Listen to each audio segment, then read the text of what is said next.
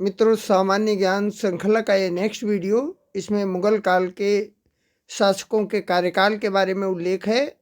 Note कर लीजिएगा, screenshot लीजिएगा। चैनल पर नए आए हैं तो चैनल को सब्सक्राइब कर लीजिएगा। जो बाबर है, इसका जो कार्यकाल रहा, बाबर का कार्यकाल 1526 से 1530 ईस्वी तक रहा। बाबर के पश्चात हुमायूं का, इसका जो बेटा है हुमायूं, उसका कार्यकाल 1530 से 1556 तक रहा।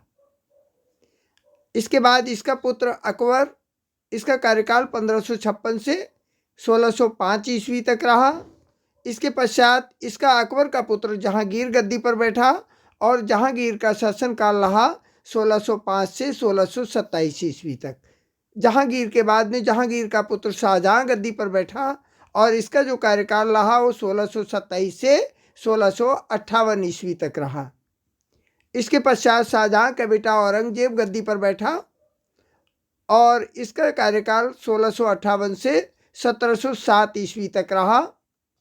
इसके पश्चात तब तक अंग्रेज प्रभावी हो चले थे भारतवर्ष में।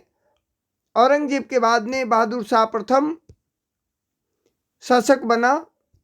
इसका जो कार्यकाल रहा बहुत छोटा कार्यकाल रहा, 1707 से 1712 तक। इसके बाद में बहुत छोटे छोटे शासक रहे मुगल काल के। यही छोटे छोटे से शासक एग्जाम में पूछ दिए जाते हैं। प्रायः जीके से बहुत सारे प्रश्न बनते हैं इससे। बहादुर शाह प्रथम के पश्चात जहांदार शाह राजा बना, यानी दिल्ली की गद्दी पर बैठा। 1712 से 1713 तक, केवल 1 वर्ष तक ही रह पाया। उसके पश्चात फर्रुखसियर, ये 1713 से 1719 तक यहाँ का शासक रहा। इसके बाद मोहम्मद शाह, ये शासक रहा 1719 से 1748 तक। मोहम्मद शाह 1719 से 1748 तक रहा।